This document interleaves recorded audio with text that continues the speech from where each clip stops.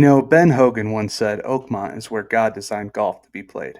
And honestly, that's not even hyperbole. The place is just built different. Welcome back to the Pitchmark Collective. I'm Cameron, your host, and today we're cracking a couple cold ones and talking all things U.S. Open at Oakmont. It's the 10th time the championship's been held there, and every single one has added a new chapter to golf history, from Jack beating Arnie in 62 to Johnny Miller's lights out 63 in 73 and to DJ finally getting his major in 2016. Oakmont doesn't just host the US Open, it defines it. The place is a brute, lightning fast greens, fairways tighter than your backswing under pressure, and of course those church pews, just sitting there like a giant do not enter sign in the middle of the course. So in this episode, we're going to talk about the layout, the history, the scar tissue, and who we think has the game, the guts, and maybe the patience to get through it this year. Kick back, pop something cold. We're diving into the U.S. Open at Oakmont. Here it comes. Oh, my goodness. In your life have you seen anything like that? They're going to go nuts when he hits this thing. And now it comes down to one putt for the win. Is it his time?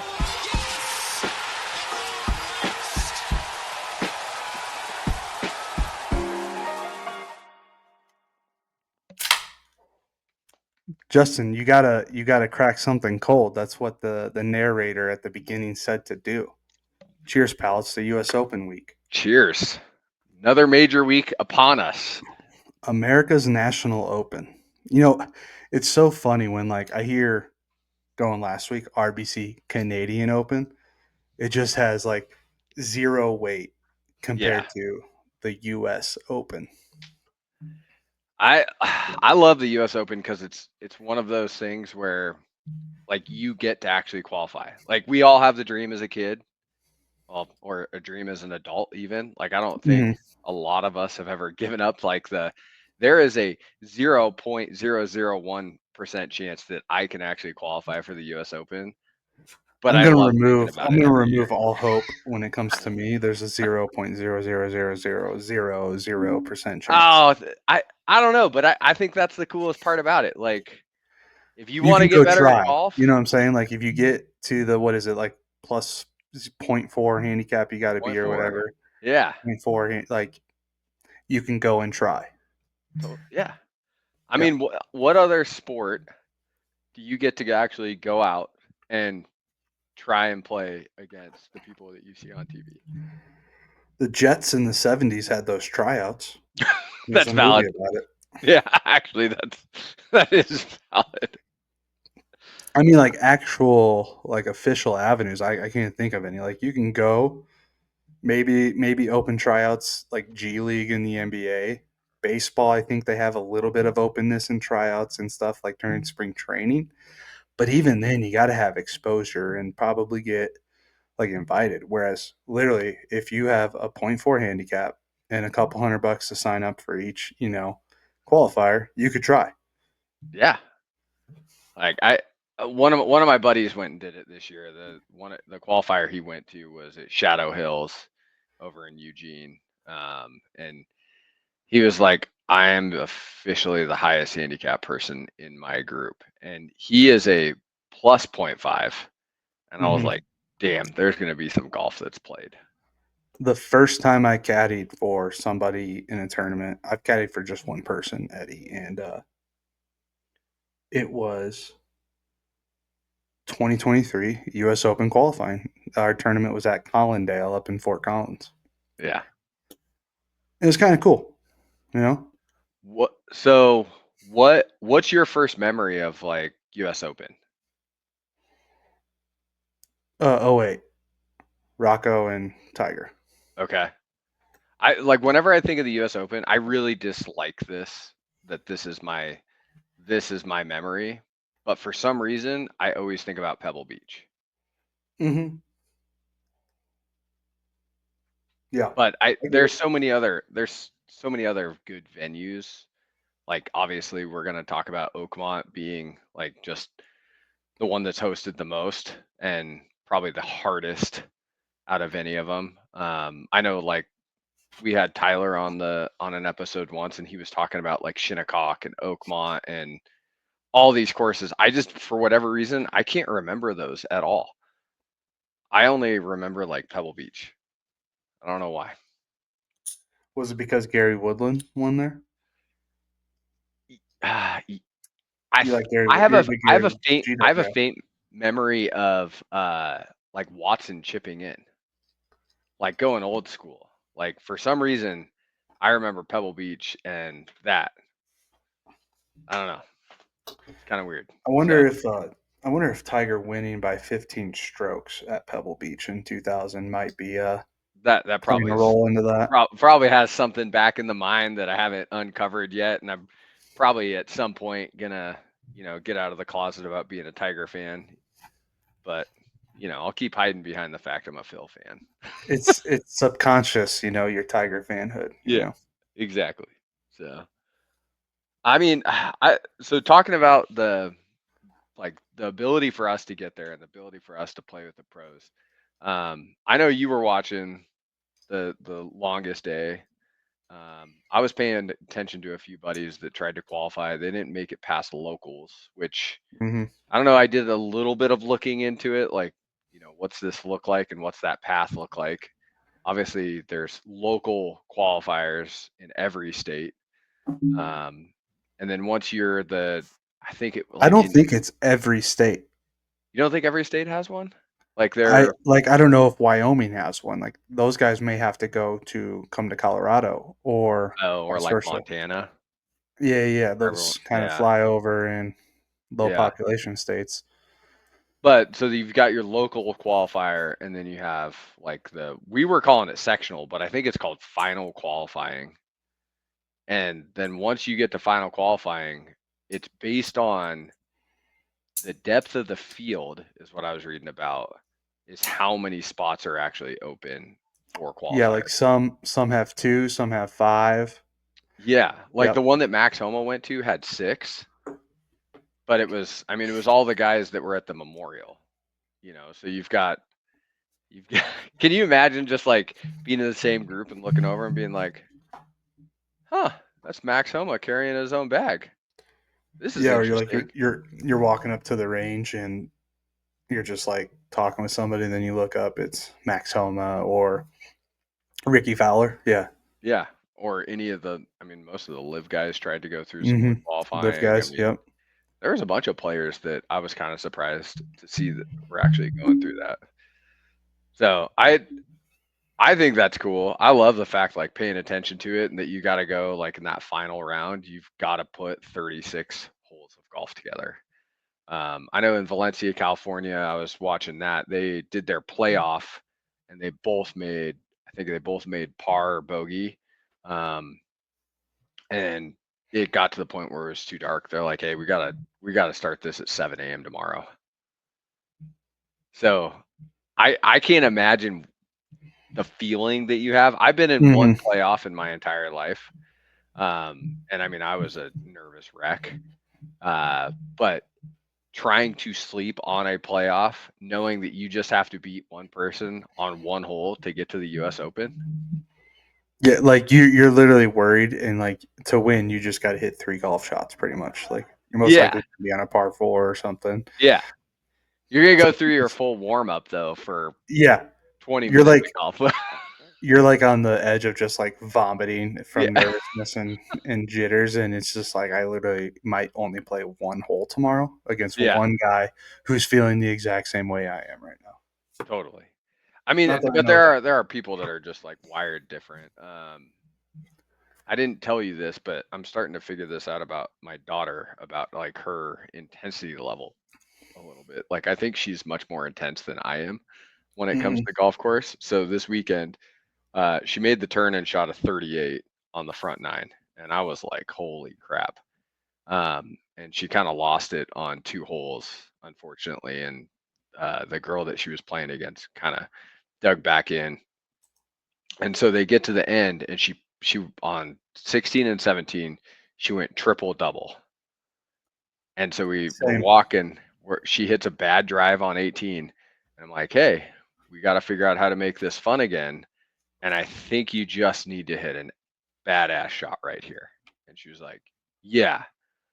And we went up there and she put it like 15 feet, two putted for par, and tied. So I'm talking to one of the other parents, and all of a sudden she comes over and she's like, we're in a playoff. Let's go win this. And just walks. And I'm like, huh. All right. And there was like zero nerves. It was crazy. She went up there, laced one right down the middle of the fairway. She had like 40, it was a 45-yard shot. It was like 58 to pin.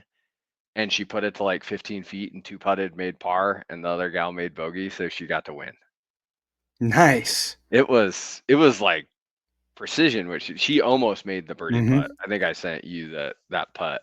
Right. It just like grazed but she missed on the high side, which was kind of cool too, because Yeah, the pro side. That's what yeah, they I'm call the so pro used side. to seeing her miss on the low side. But I don't know, these guys that go through the U.S. Open qualifying and all that, like, there's people that can handle that kind of stuff, and they're just built different. You have to be to like I actually mean, be. all those guys have been playing competition golf from like probably before however old your daughter is too.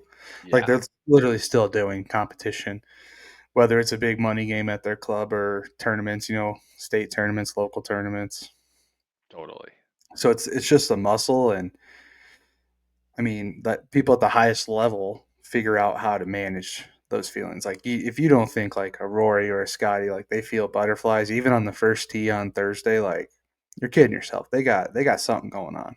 They got something. They just know how to harness it and use Yeah. it for something good rather than like throwing up. Hmm. Yeah.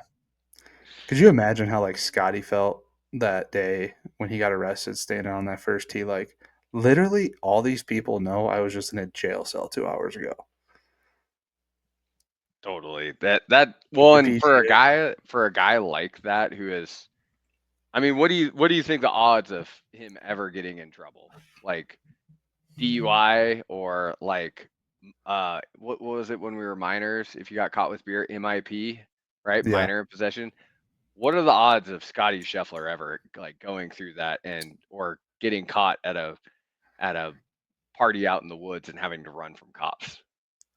That's I'm thinking that's literally probably the only time he's ever had like outside of maybe getting pulled over, like any sort of police interaction, and he was just probably shoved in the back of a police car. yeah. He was still probably just polite as all could be. And I mean, The morning before his yeah, round at the PGA Championship, yeah. I mean, where he Xander got shot lucky. 6 under par. Xander got lucky that he, I'm sure that took some out of him. So Hmm. I don't know. Yep. All right. So Yeah. US it though that's part of the cool thing about the US Open. Not that it probably, especially in today's age, back in the day, you got Francis Ouimet. He's won the US Open, one of the best, if not the best, amateur golfer in the world who never went pro. totally. Won, I think it was 1913 at the Country Club in Massachusetts. But like the amateurs don't necessarily pan out. They do like a low amateur of the tournament kind of award. But even then, like, what are these guys shooting? They're not winning the tournament. They're just like the low amateur. Yeah, it's just an experience, and it's just the fact you got a 0.0001% and you get to go and do that. Hmm. But yeah, Yeah. you were right. It was 1913, Francis we met, and then it was Walter Hagen, and we get into I mean, there's not, I don't know, Bobby Jones was in there, wasn't Bobby Jones still amateur? No, he was pro, right? When he won the U.S. Open, Yeah, I was trying to remember when he actually it like would did probably that. say amateur next to him, so I doubt it. Yeah, if Yeah, you're on Wikipedia, it says the little amateur A. Jerome Travers, Chick Evans, Evan Scholar. He was an yeah, amateur when he won the U.S. Open. yep. Oh, Bobby Jones was. Yeah, 1923 amateur. I thought I read that somewhere. So, but then you Won get it into one, like, two, three, was it? four. Oh, so he was just always an amateur? I'm Did pretty I sure miss he was something about always Bobby an Jones? amateur. He Yeah. he refused to go pro. I'm pretty sure that was what happened. Um, in Maybe that's why it 19, makes him so. prolific. Never went like he should have, obviously. Should have went pro, and then he got in his accident. I can't believe I never knew that. Huh? I can't believe I didn't realize that he was just always amateur. It makes Yeah, sense. I get it now, but yeah. So I'm looking at like the history of this, right? Like 1953 was Ben Hogan at Oakmont.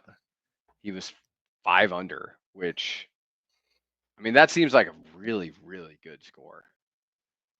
Um, and then let's 1962, see how long the course played that year. that would be yeah. I guess that would be interesting on that. Um, 6,900 yards in see that 1953. I think you and I were joking about that the other day, though. It's like, can you imagine playing a 6,900-yard course with persimmons? They played the same distance in 1918 or whenever it was at the they had because the U.S. Open wasn't the first major. They had a U.S. Amateur there. They also had a PGA Championship there, Yep. and they've always played it up until like modern time. They always played it from like just under 7,000 yards, which is crazy. You thinking what the ball was like back then, persimmon woods, It if was a they're rubber even band. there. Yeah, crazy. I mean, it's like finding a relic when you find a balata at this point. Like I remember balatas. I just asked my dad so many times to actually get a balata, and then the professionals came out, and then obviously that turned into Pro V1s, etc. But Hmm. the balls are just so different. Like you cut them open, and you're like, huh, this is a mess. But you get into like 19, where was it? Shoot, I just lost it. 1963 or 62. That's when Jack won Oakmont. He was 1 under. So I mean, we're getting into like that That's when Jack territory. beat Arnold Palmer in an Yeah, 18-hole playoff. and won his For his first. first major, he was the youngest person to win. It's either U.S. Open or major at the time, and it was his first at Oakmont. Yep. So then we go to 1973, and that's where Johnny Miller had his heroics of a 63 on Sunday to come back and win, and he won with a 5 under. So 5 under is a theme that I noticed with this. Um, Larry Nelson in 1983 won at Oakmont with a 4 under, and then we get into Hold on. Going back to Johnny Miller, yeah, Saturday, Sunday, his weekend scores. He went from 76 on Saturday to 63 on Sunday, assuming they still played Thursday, Friday, Saturday, Sunday yeah, it was back then. I'm not really yeah, sure. yeah, yeah. He had a crazy bounce back. That's also why it was like so historic. And I mean, Toulon is kind of doing a cool thing where they're doing a special release this week for a putter that is like basically built in the memory of that. So Mm-hmm. 1994. So once a century, we go back to Oakmont for the last 10 years. 1994 was Ernie Els, so big smooth, The Big and he Easy won with a 5 under. in a playoff. So there's the theme of 5 under happening here. And then in where is it? Shoot, I missed it. 2007. That's when Cabrera won with a 5 over. I mean, the tough part about that, I watched some of that. You had Jim Furyk, who was right on his heels. Tiger Woods could have actually tied him if he made a 20-foot putt on hole 18, but missed that. And then you go into 2016 with Dustin Johnson going for. Mm-hmm. So it's like 4 and 5 under is what typically wins at Oakmont. I don't think that's going to be the case this year. No, I think just hearing how the guys are talking about it, the golfers on site, even maybe the YouTubers that played it a month ago during that media day, like it just seems like it's going to be extremely hard. Any miss is going to be extremely punished, with just natural course conditions of long rough, tight lies in maybe in the fairway. It's gonna run a little bit. Like there's, I think Zach Blair putted from like 120 yards today. It was going on Saw Twitter that. Yeah. on hole one. It's significantly downhill. Don't get me wrong, but any shot that's a few yards offline, you're going to be severely punished for. And guys are going to go for like par is a very good score.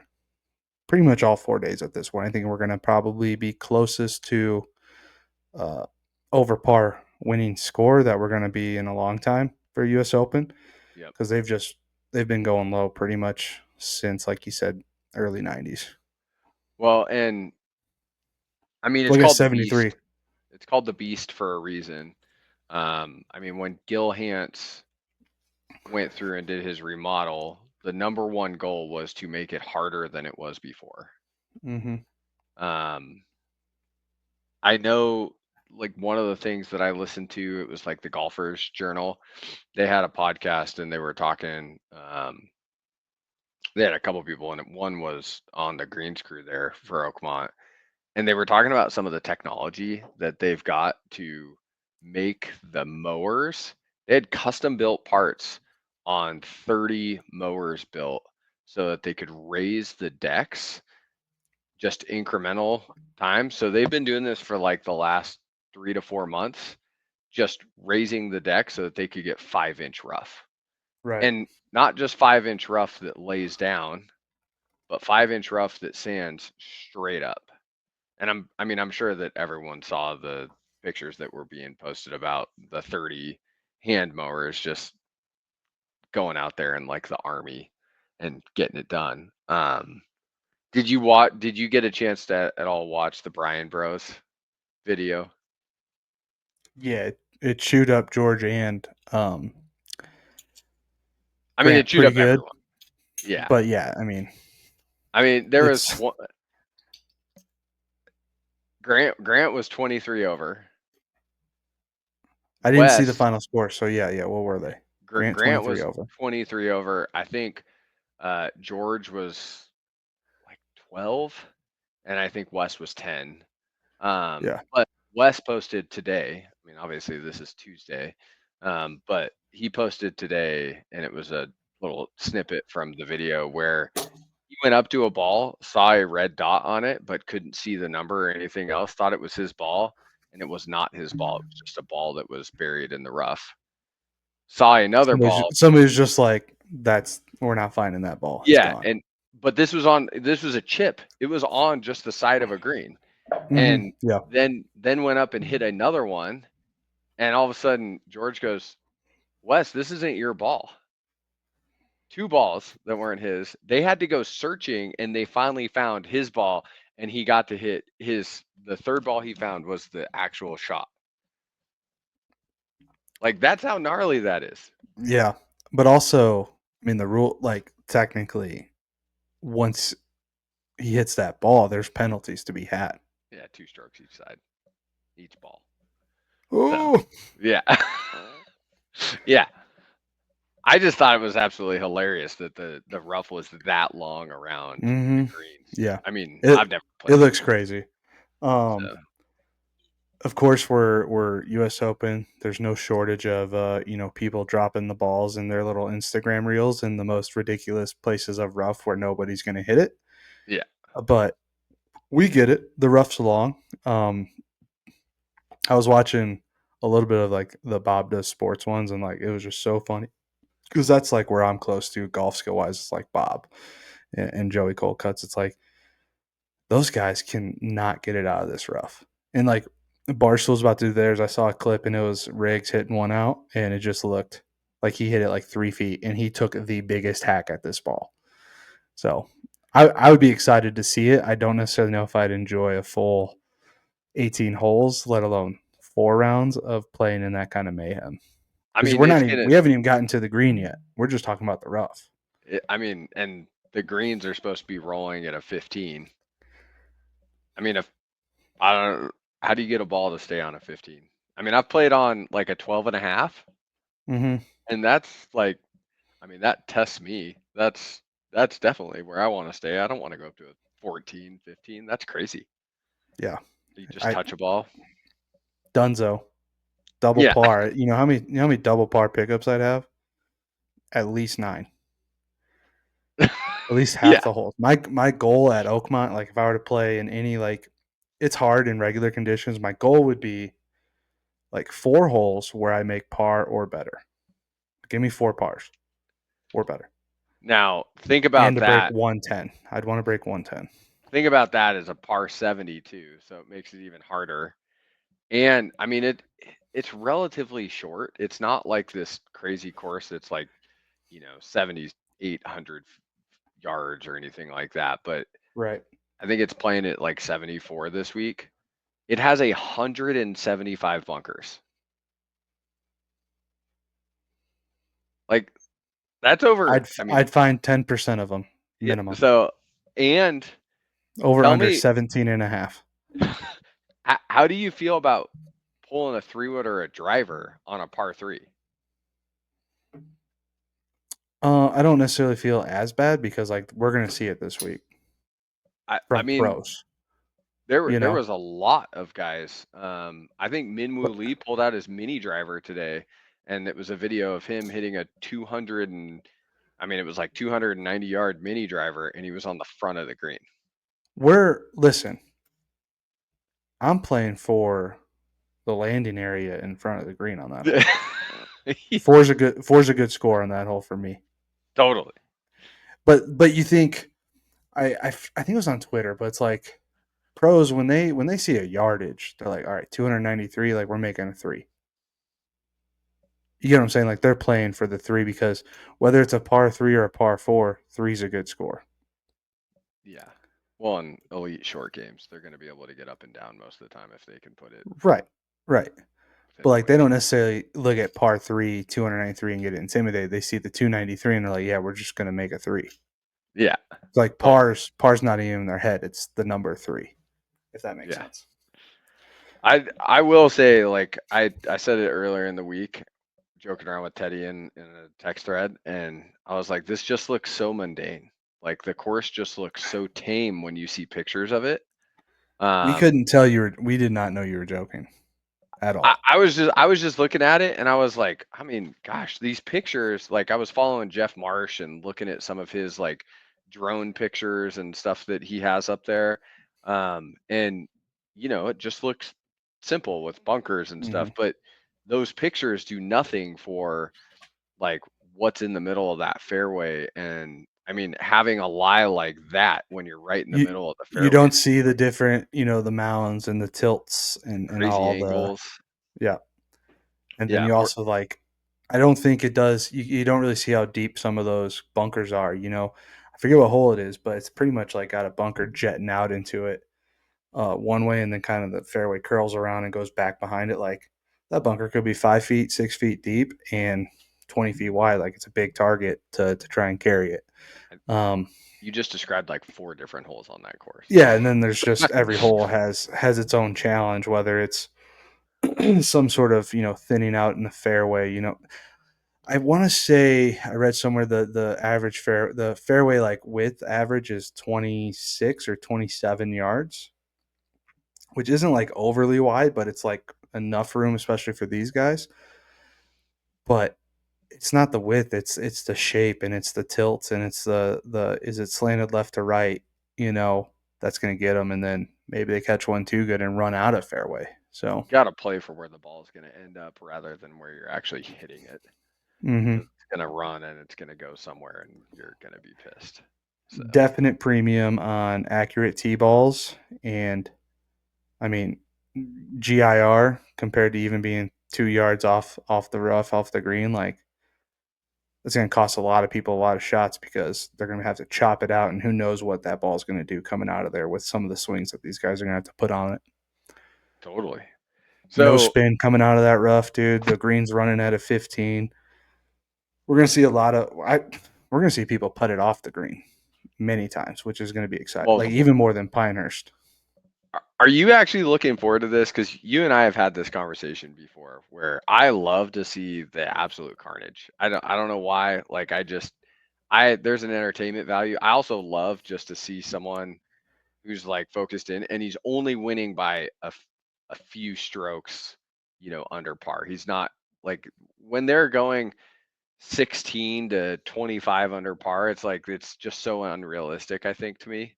So I Even though it's like happening in real time and you're yeah, watching it happen. yeah, but it's so unrelatable. Maybe that's a better Yeah, term with it. and that makes sense. But to be able to see like someone win the US Open and be +2 would be just I think it would be awesome. Hmm.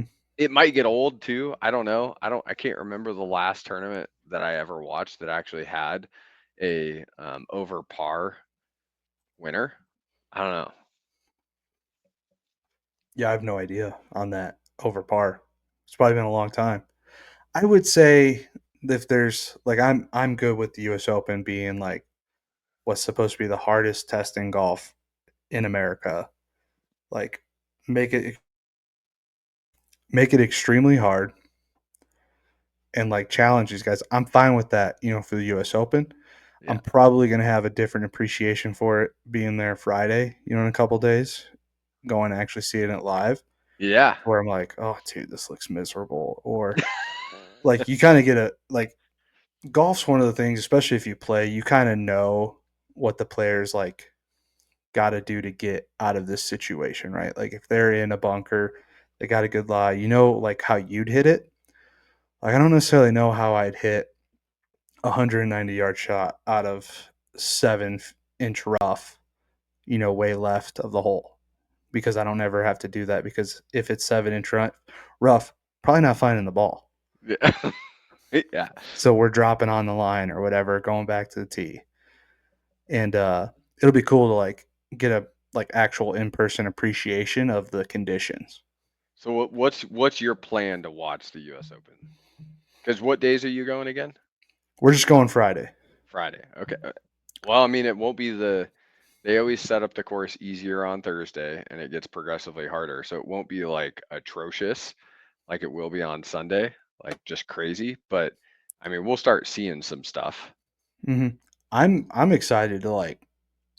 I told my wife, I'm like, just so you know, we are not like leaving until they tell us to, Yeah.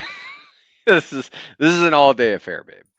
and like we're getting there an hour before like the gates open. Yeah. You know, like that's what we're doing. Like it's gonna So be a I mean, long day. you're So going to I watch I'm people on the excited to range see. or I'm excited to see at the end of the day people sweating out the cut. Like when say like if we make it through everybody. First of all, there's a chance Friday's round goes into Saturday morning, right? Because there's a million people. yeah. They're going off both tees. I'm excited to hopefully get to see like guys to birdie to make the cut, or if this dude bogeys, 10 more people get into the weekend. That's gonna be cool to see in person on Friday. Yep. Um, my plan is like we're gonna get there. Depending what time, I haven't checked what time gates open, all that. Guys go off at like 6:30 in the morning. Yep. It's early. So it's like, and I believe Scotty's group and Rory's group go off early. So I think I'm gonna like figure out what time the gate opens and then from there plan. But I'd like to walk the golf course like first and then kind of start watching groups. Yeah. I mean, When if we you're get there Thursday, I'm gonna watch as much as I can on the airplane. Probably by the Wi-Fi, give that a try. It's always worked, when I do the Wi-Fi. But we'll see, and then probably go get Permanis, however you pronounce it, for lunch, and then explore Pittsburgh. I probably won't see too much of Thursday. I'll probably watch some highlights and stuff Thursday night at the hotel. okay. I mean, in that area of Pennsylvania, is it cheesesteaks still like king? I don't think so. Okay. So don't get me wrong, at Oakmont on like the menu, like I saw it on Twitter, they have cheesesteaks, as like one of the four items. They got like cheesesteaks, brats, a turkey sandwich, and like a hot dog or something. I forget. Okay. I just don't know if cheesesteaks the move. Walking Oakmont, you So know? I had a work trip last There's year. going to be copious amounts of gold tops being had. Yeah. $12 a beer. In this economy, they need to get on the Masters plan. They need to Seriously. bring these prices way down. I made a joke because I saw a video of the guys, they were mowing the rough around the bunkers, and one guy's literally got like the handle of the lawnmower up here. He's holding like the actual lawnmower base, the motor, and just like pushing it this way, shuffling his feet in a bunker. I text my buddy John. I'm like, oh, you know why prices are so high? They got to pay this guy buku bucks to mow all these freaking roughs like this. Well, and they had to pay out some workers' comp claim because someone already cut their fingers off. Really? No, I'm just kidding. I was like, is Justin privy to some maintenance No, no, information here? no. That's funny. I went to Philly once or last year, and I grabbed every day I was there. I was there for like 3 days or 2 days, and I I think think I think I remember that you would send us a picture of each Philly you I got. had 3 different kinds of Philly cheesesteaks. I was like, if I'm here, I'm not coming very often, and I'm gonna indulge in this. So I went to like the Kings, the two that are right next to each other in like downtown Philly. The only thing I will say, if there is red sauce on anyone that you're thinking about getting, do not get it. I know that's gonna piss some of the Philly people off, but Red pizza sauce? sauce, yeah, pizza sauce on a Philly cheesesteak is not my jam. I tried it because I saw it everywhere.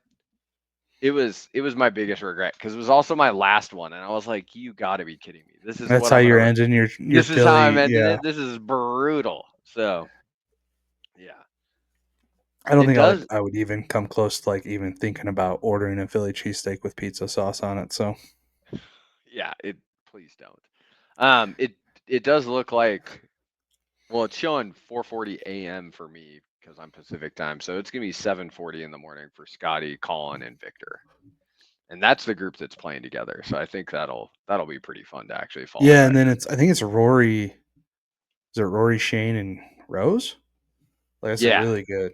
That's a yeah. really I good group. I think that'll be a fun and they're gonna be at 10:25. The only thing I got to say about following Rory is that crowd is gonna be insane, and so you either, I mean, the best way to follow Rory is honestly posting up at one hole, and you can get close to the green and you can kind of see it, and then follow to the next tee or skip a tee and wait for him to get there, because the crowd is just like double what anyone else hmm will be.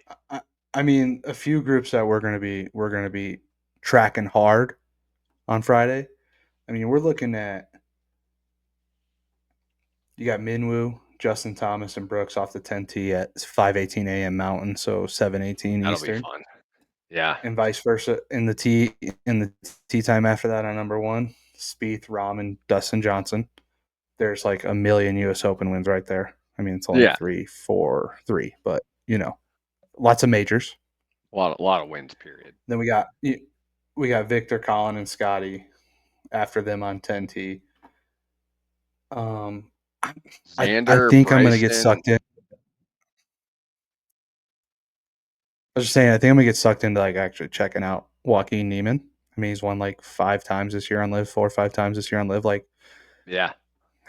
he might be around. He hasn't really performed in the majors, but I'll probably get sucked into checking out a few holes with him. He just won a Um, tournament last week. he did. And then you were saying you got. I am gonna check out for Barstool's guy, Alistair Doherty. He had a good Alistair. Yeah. Monday longest day in golf day. He went like 2 over, 8 under to win his qualifier. Yep. Just incredible. I was listening to that podcast that they had him on when I was on a walk yesterday. That's a cool story. He got in like a really bad car accident like a month ago. It was nuts. They showed a Yeah, picture of it on well, I think the PGA today on Tour the channel. coverage or whatever. Yeah, yeah. Yeah. It was crazy. Then another good one. I mean, you got Ludwig, Adam Scott, and Hideki. I mean, Adam and Hideki, a couple majors between the two of them, and then I guess a couple masters between Adam and Hideki. Ludwig Yep. up and coming. So Keegan and Tommy Fleetwood. Hey, Tommy Fleetwood needs to do something, by the way. Like, I'm gonna please, jump can we ahead. I'm gonna jump ahead here in the agenda. Watch out for Tommy Fleetwood.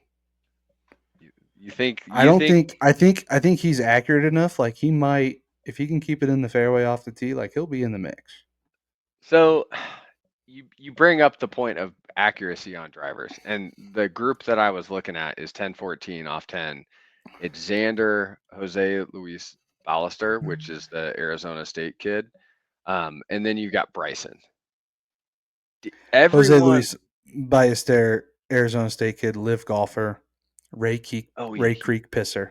he just, yeah, I forgot he just went to live. That sucks. But you've got Bryson playing with him, and everyone is like saying this is Bryson's tournament, right? They're saying Scotty, Rory, or Bryson. Those are the three names that everyone's talking about right now. Hand up. You raise your hand. We're accountable. Yeah, We're guilty. if the rough is when you get in it, if it is that negative and it is that deep and is that hard to play out of, Bryson, I mean, he hits an accurate drive, but he is going for the bomb and gouge. He is going for the 370-yard drive. He's going to hit a few fairways there, and I mean, I watched his video and he played out of the rough and it was totally fine. I mean, he shot even in a non-tournament round. First But of all, like it's such a good video. it was. There's times when I kind of got over the whole like let's break 50 or whatever. I was kind of over that after I watched the Trump Mm-hmm. one, which I didn't think the Trump one was bad. I was just like, okay, I'm kind of done with this whole Yeah. theme with it. But that video was, yeah, that was really good to actually watch him, and I do So appreciate some of the content that he puts out. Um, I just, do you, it's so penile to be in the rough. Is he going to be able to play out of that?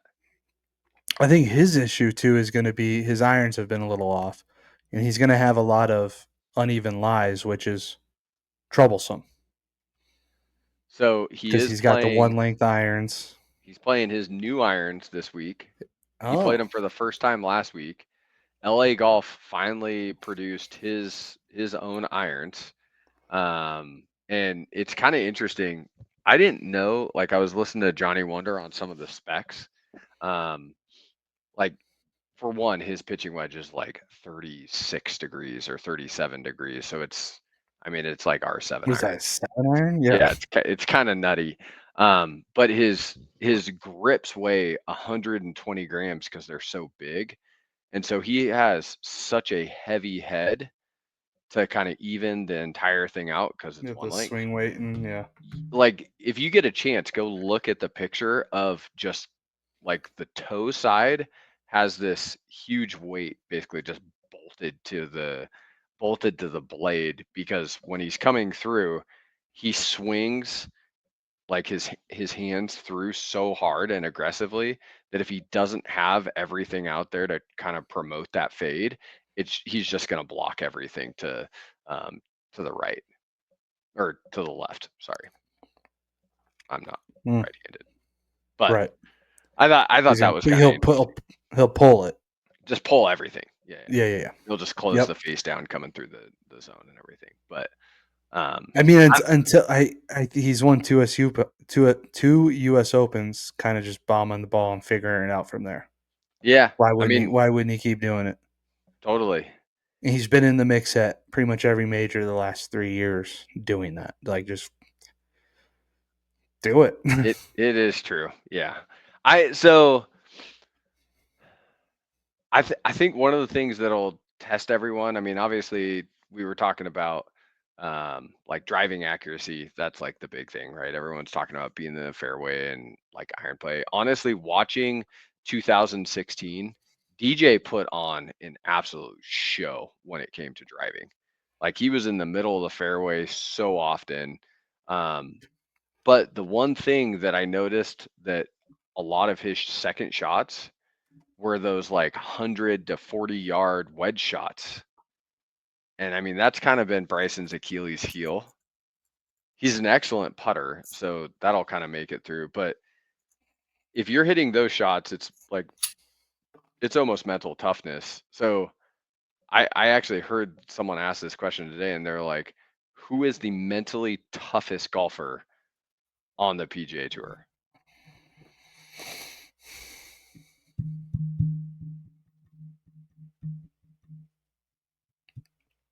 They said I mean, of course, of course we're thinking just probably the big names, right? Like I'm gonna go. Is it Xander? So interesting enough, that was Like second pick. how much do you see out of him? You know, like he's Yeah. kind of steady from Um, outwardly. Like so we've that was seen second. Scotty, Scotty we've was seen first. Scotty. I assume Scotty was first, but like he's kind of lost his mind a couple times. You know, he's swinging his club in the air. He almost hits Ted. Like He there's gets that firing. little video going. He's got some fire, which I'm fine with. I'm I fine. want to see more of it out, honestly. Yeah, I but like love it. how much does that affect him actually? You know, like has he played better after he gets it out a little bit from slamming his club down or But hitting his golf bag with the putter? I think for most golfers, if they were going through that exact same scenario and hitting it so well and then like putting bad or hitting that one errant shot and trying to come back, like they would have just been full meltdown. So the fact that Hmm. Scotty only like slams his club, it's like, oh damn, he's not freaking out like everyone else. So the third golfer I mean, they said was Bryson. guys used to chuck their golf clubs into ponds Yeah, like every week. totally. Yeah. So it was I'd like to backtrack a little bit. You brought DJ up in 2016. Like DJ was, he has spent I think close to 150 weeks as world number one in his career. Like he was a powerhouse. You know, he's a U.S. Open champion, Masters champion, bunch of other tournaments. Like, I mean, the guy was lights out, and he won by 3 strokes. Shane Lowry kind of Shane Lowry had like a 3 or 4 stroke lead going into Sunday and pooped down his leg. yeah, 2016. yeah. But you have to put yourself into a position to be there, which is exactly what happened the year before with Spieth. You know, Jordan came in, Yep. he birdied that last hole, and fortunately for him, he put himself in a position to where Dustin Johnson three putted. He won his first U.S. Open, and then of course, DJ gets redeemed the next year at Oakmont, where he was one of 4 people under par, won by 3 strokes. Everyone else was at one under, and then a couple guys at even because he hit the fairways and he That's putted well. I mean, I watched it. I watched every shot on his Sunday. It's like a 22-minute video that they've got Buddy, up I've there. watched that whole like when he teed off that whole Yeah, broadcast on YouTube 3 times. for Oakmont? Mhm. Okay.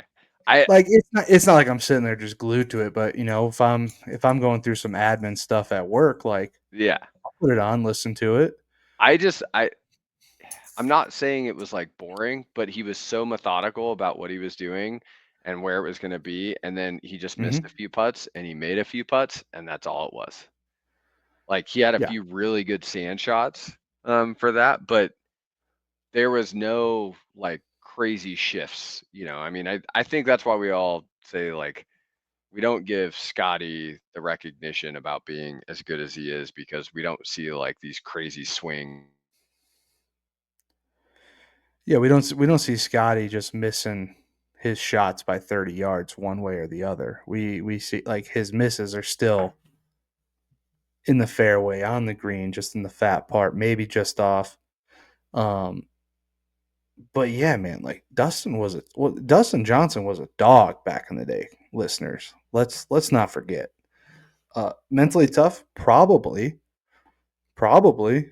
You don't never really see much out of him, through his time.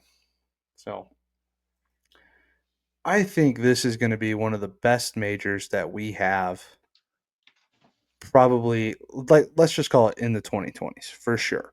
I think 100%. it's gonna come down to. I mean, before we get into this, I mean, we got a guy chasing that coveted Grand Slam. Oof. We're going Phil, down. We're bringing Lefty onto the pod. Philly Mickelson, here he comes. He's joining. I see him right here. Yeah. Just kidding, he's not coming. Yeah, I wish. That'd be awesome. It's a completely different course and different setup, but looked pretty good in Virginia at Live last week. Looked pretty good, He that flop shot that everyone was kind of posting dude.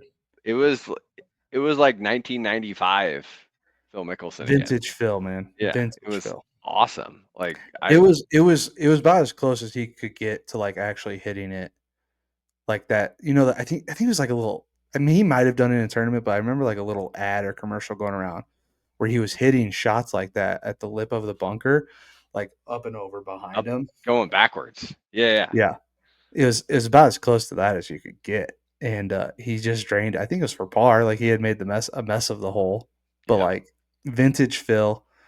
Maybe he's feeling himself. Maybe he puts on a little show and gets himself in the mix on Sunday. I know that'd get you going. Oh my That'd gosh, get I you would. going. I was on. I watched every single minute of that broadcast for the PGA Championship at Kiowa when it was him and Brooks. I was just like, oh, this is epic. I think like with his win at the PGA in 2021, surprised everybody. And if he like somehow managed to win the Grand Slam at Oakmont, arguably the hardest course in the world during this week, I I might cry for him. And I'm not I, the biggest Phil guy. yeah, But I like if I text you on Sunday and he's like he wins, like and I say I'm not crying, you're crying, it means I'm 100% yeah, crying. I'm just balling. Cuz like the dude's like 54, but he's in the best shape of his life. If you'd ask him, I'm sure he'd say that. Yeah. Like it's not totally out of the realm of possibility. That being said, he's played well at Shinnecock too, which is where it's at, I believe next year, right? Yep. So, but we Heartbreak at Shinnecock. I think you wanted to talk about it. well, he had his heartbreak at Wingfoot. That's where it It was. was 2006.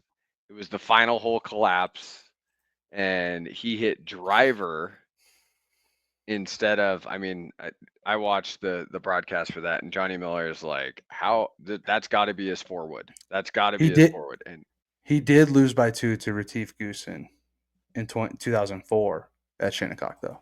okay, So I wasn't but far off.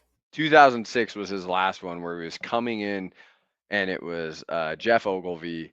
He hits Mhm. driver, goes into the tents. He pulls his forward out, and he is going to play a crazy slinging shot and hits a tree, dead nut. And it Yeah. drops. He has to hit another shot. He goes for another hero shot, puts it into a bunker instead of just like laying up to a point where he could hit a wedge in there and hopefully get, because if he made par, he won the tournament. If he made bogey, he goes into a playoff, but he made double. I mean, it is kind of interesting. Like everyone should go back because I was just like, I'm not a huge Johnny Miller fan. Like when he was announcing, he was not my favorite. He said some stuff, and I'm just like, you are such a dumb. This is a Zoom call. Cam's raising his hand. Can you call on Cam? For the listeners, Justin actually texted us today and said Miller needs to retire. I think he said K-Trick and Miller need to retire. And we just That was on XM. Yeah, I was like, these guys are done. But some of the quotes were hilarious. He was like, I don't get it.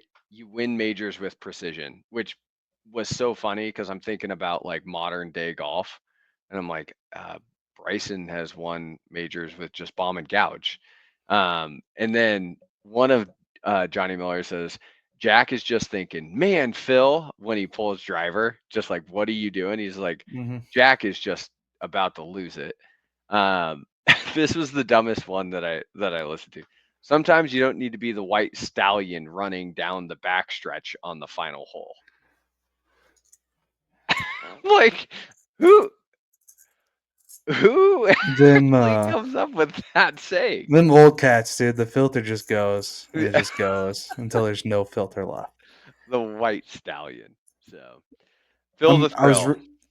I was reading up, not to get off Oakmont, but Shinnecock relatively comparable in like difficulty and just kind of style and probably ideal place for where these guys want to win a major. He had heartbreak down the stretch. He took the lead with back to back birdies on 15 and 16. Mickelson did. In 2004. Doubled par 3 17th. Three putted. He three putted from 5 feet on 17 in '04. Uh,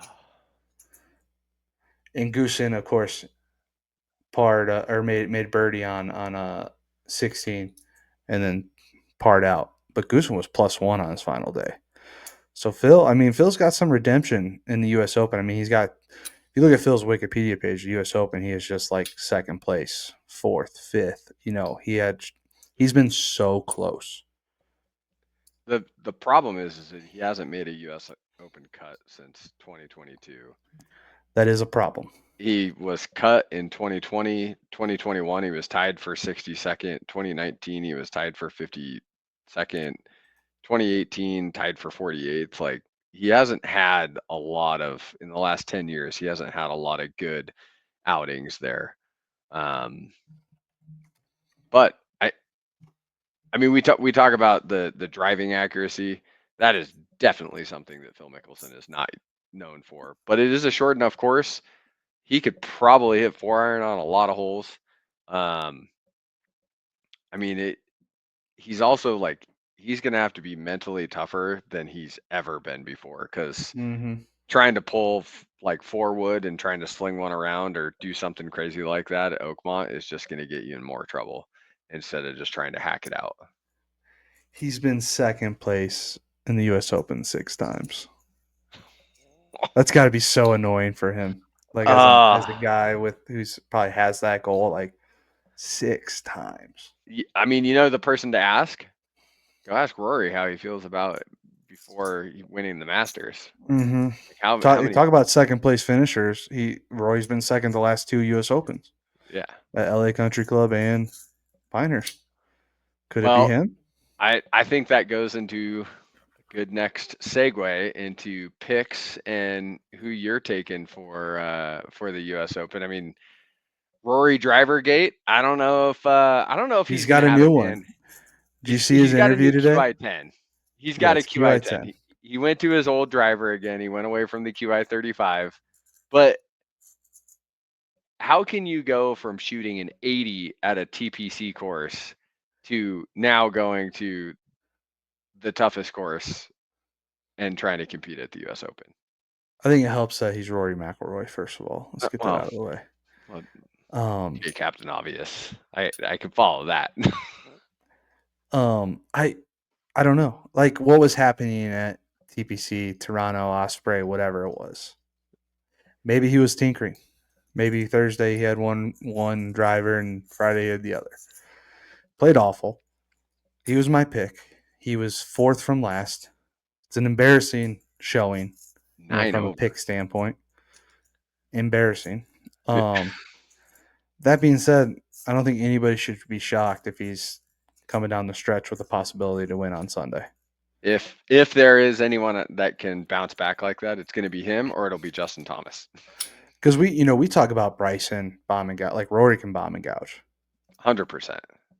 Um, it's just going to be, can he get to the green from the rough within like 1-2 shots? Like this rough's going to be so bad. There's going to be zero spin. Like you got to play for that. And you like these guys, they're going to be mentally drained each day just from grinding over how they're going to hit their shots. And Rory may not have the mental toughness to make it all 4 days in that aspect, just given how he's kind of been nonchalant about everything, ignoring media. It's the I mean, Masters. his response today when somebody asked if he's figured out the driver, he's like, "Yep." He goes, "What?" And the guy's like, "What brand?" It's a TaylorMade. He goes, Yeah. "What model?" And then Rory's like, "I mean, you can come watch me on the range and hit balls and find out." Yeah. Just complete dick. I'm like, what is going? Like, I just saw that 30-second clip, but like, what is happening right He now? It's went like from Rory like just the done. superhero that we've known of Rory, like who will answer all the questions and be open and honest and like sincere, to like, I don't give two shits about answering any of your guys' questions.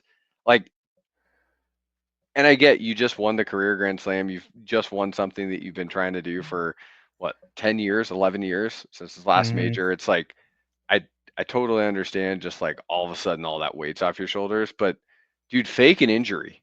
Do something. Like go on the Yeah. DL. Don't show up until the Ryder Cup. Go like hang out with your wife for 4 months or whatever the hell you want to do. But geez Louise, don't go from like hero to villain as quickly as you have. Yeah, he's becoming like the anti-hero that actually people are just not going to like. So it's really just the villain. Yeah, I dislike that though. I want to yeah, like Rory. yeah. Um, yeah. I when I was making my picks, it's hard not to look at like the top 5, 6 guys. You got Scotty, Rory, Xander, Rom, Bryson. Um, but I decided to go in, and this was there. This I was watching this gentleman's interview, I think from Monday, and the interviewer was like, "Hey, you look at past historic winners, at Oakmont, people in the mix. It's like big, strong guys. You got Dustin Johnson was a powerful dude back in his heyday. So was Cabrera. When he won. Jack Nicklaus was considerably like he was considered to be big, strong guy. Compared to the rest of the field, and like Johnny Miller too. I mean, he was the Johnny Miller. the Yeah. start of that athletic side of golf.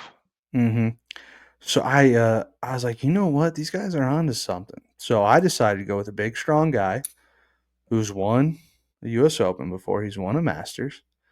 He's got tree trunk thighs. Like he's going to be able to get the ball out of the rough, maybe a little easier than some other guys. Going with the Spaniard John Rahm as outright winner at Oakmont 2025 U.S. Open. That's a bold pick. But Is it? I when we have that conversation about mental toughness, he was actually within the top 5. Yeah, I think he's fiery. He's got Yeah. he's got that like Sergio vibe, right? Of like, and that's He's probably gonna just show the you when he's mad. yeah, and people want that. So I think like it helps that people want to see that because like he can do it freely. He doesn't have to, and he will. He'll say stuff in Spanish, English, no matter what. And he's a mentally tough guy. He's been there before. I've always been a John Rahm guy. I was definitely disappointed when he went to live. And every time like I see him in the mix, I just make a joke in my head. I'm like, yeah, they're gonna tell him he tested positive for COVID and he just can't play the golf tournament anymore. Yeah. Um, No, that was brutal to watch. So you went John Rahm. Teddy, I mean, Teddy was first pick, and he just yeah, Teddy had first pick. With the first pick, you're how dumb can if you you don't not? take the betting favorite plus 280 Scotty Scheffler. Like if Scotty was available at second pick, I was taking Scotty. Totally. You know, Like you'd have to take him. Um, so I kept going back and forth, and there was a few players that I was kind of thinking about doing something different. I was thinking about going Shane Lowry because obviously Shane had some success in 2016 behind DJ, and he knows how to play this course a little bit. I thought that could be kind of cool. Um, and then I was like, man, is it Morikawa?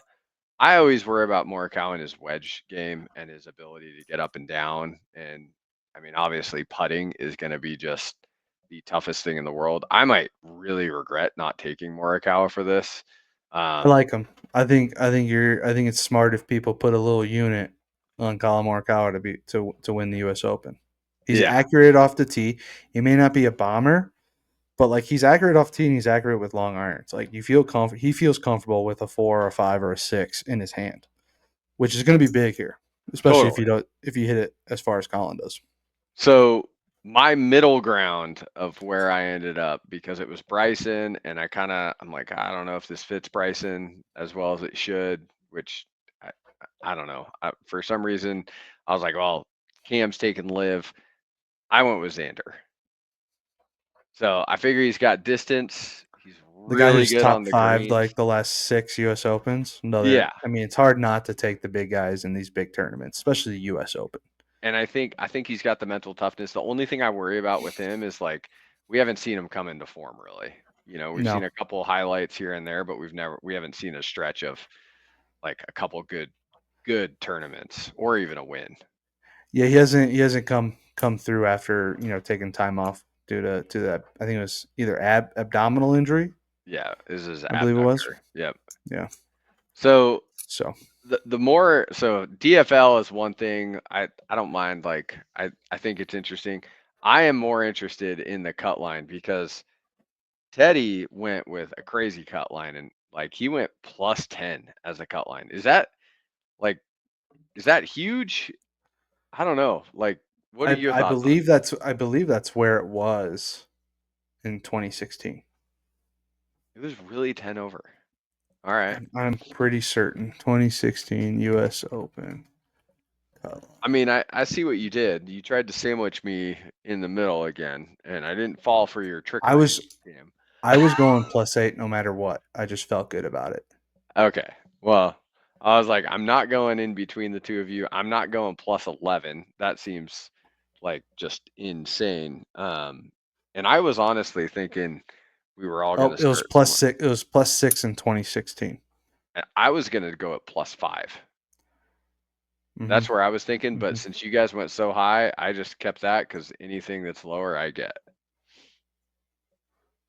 Yeah, you're like I don't hate you. You're at 7, right? Yeah. Yeah, that's a smart play there. So I wasn't going 11. It's like essentially you get the field versus like our winners. You know. Pretty Yeah. much. Yeah. Yep. So Yeah. I don't know. Teddy Did you picked for, know? go for it. I forgot about 2016 where Dustin went up to address his ball on the green and it moved a little bit. Yeah. They were about to give him a stroke penalty for it. They couldn't decide for like, I think he had to play No, he got knowing, it. He got a penalty stroke at the end of the round, but but he was still won by 3. it took him 3 holes to decide if he was actually going to get the stroke penalty or not. Yeah. So I think he played 3 holes and had to talk to officials on every hole, and everyone was pretty much waiting for him to, um, like He made the actually putt, get it. Yeah. which turns out to be a huge putt because I mean, if he misses it, then he's only got 2 stroke advantage. Like he only would win by 2 if he missed it. Essentially, Yep. that's crazy. And it looks like just from this is Wikipedia, the like it says top golfers such as Spieth, McIlroy, and Fowler, so as many viewers took to social media to criticize the USGA for that ruling. So a lot of people maybe think he shouldn't have got penalized. Huh. Hmm. I got a question for you before we get off like too far of our picks.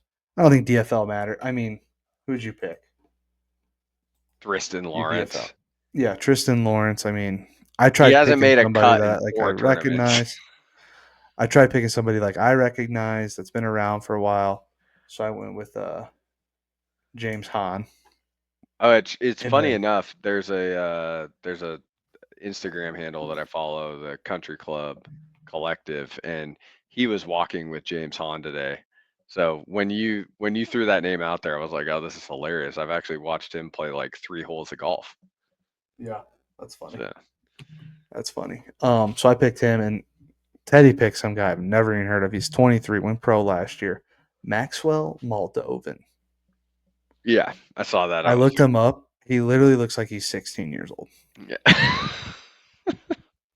it's awesome. Um, but yeah, I before we get too far off, I think we're gonna have. I was thinking in my head. I said, I bet it's either Scotty Scheffler, kind of a runaway, couple stroke, win, kind of similar to Dustin, or like it's coming down the wire. We see a playoff, and that got me like looking into like, it's not still an 18-hole playoff. It's not. It's a 2-hole aggregate. Ah, Well, they changed it. We just haven't had a playoff since '08 with Rocco and Tiger at the U.S. Open. that I kind of appreciate that a little bit more. I don't know. It fits into the theme of like the qualifying to get in.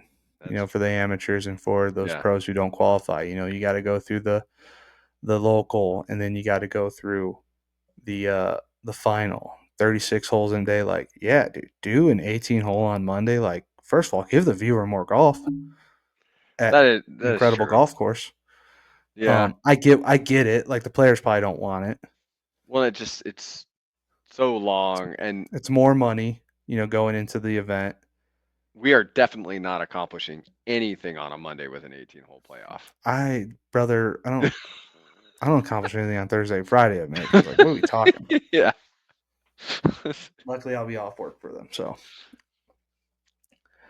yeah, I think we're gonna have a playoff. Like, maybe Scotty's involved. Like, maybe it's a Scotty versus Bryson. Maybe there's 4 people. I think it's gonna be an electric finish. It's gonna be one of two: electric finish playoff, 2-hole aggregate. Maybe going extended past that, depending on how many people make it, or like Scotty just kind of does Scotty. Like I'm not gonna be surprised Cam's that either calling one of playoff those. right now. That is your. I'd love to see it. Let's call a Are playoff. you gonna go? Are you going on DraftKings or something? Putting a We unit might be on. going on FanDuel and putting a bet on if there's gonna be a playoff or Gonna not. be a playoff. And I'm gonna Okay. go yes, yes. Okay. One bet I do like, and this came from another podcast, was I think it was the winner to bogey the 72nd hole. Oh. Huh. I mean, And I had a 18th question. I assume 18th that hole is the counts. That would hardest. hit. Like if you place that at the Masters this year, that would hit. Rory bogeyed. There was a playoff, but the winner ultimately bogeyed the 72nd hole. I'm like, that's interesting. That's an interesting bet. Yeah, Might put a unit on it, that is especially at a crazy. golf course like this. It's well, in 18's. I think 18's the number one handicap hole. So, Yeah, it's up there. It's a tough hole. or it's the one that has played the hardest in 2016. It might be that. You think they So, go off like the previous U.S. Open to handicap I them at first? no, I mean it. I mean they'll go off like what USGA does for it, but I remember hearing them say that this is the hardest hole on the golf course, and I can't remember if it was the actual handicap rating or if it was actually the scoring average for the tournament. Mm-hmm. So that could, yeah, that's kind of interesting.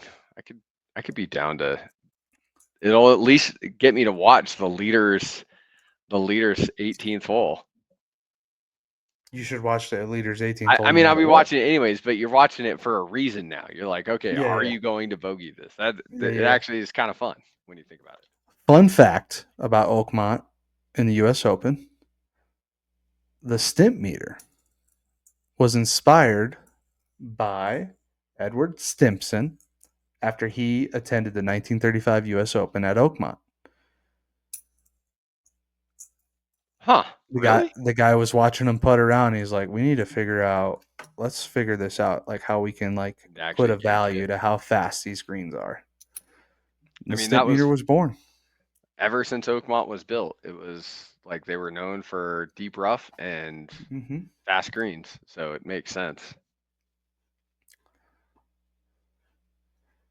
Couple good quotes.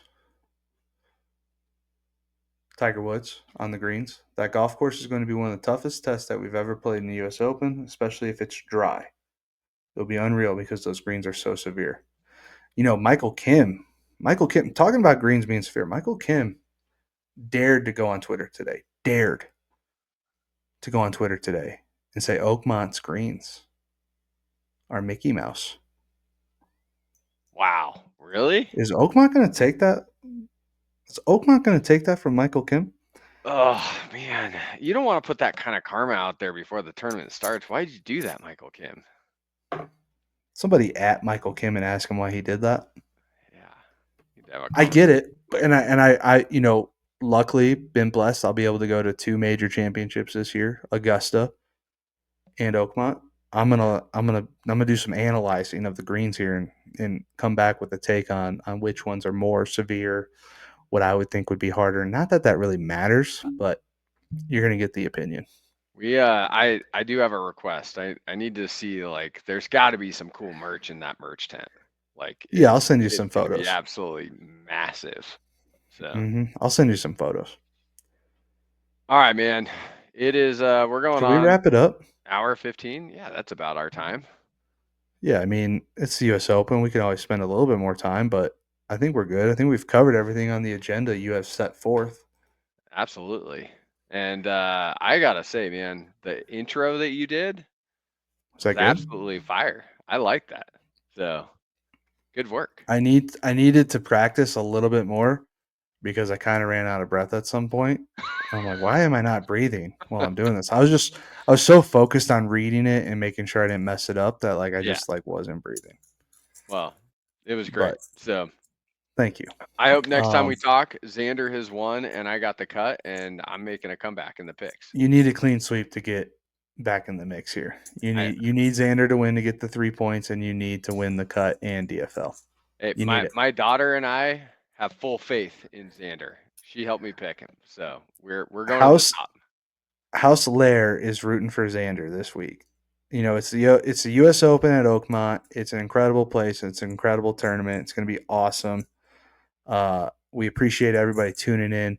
Make sure you're liked, subscribe, the Pitchmark Collective, Instagram, Spotify, Apple Podcast, YouTube. We'd appreciate it. We appreciate you listening. And we'll talk to you with a winner of the 2025 U.S. Open.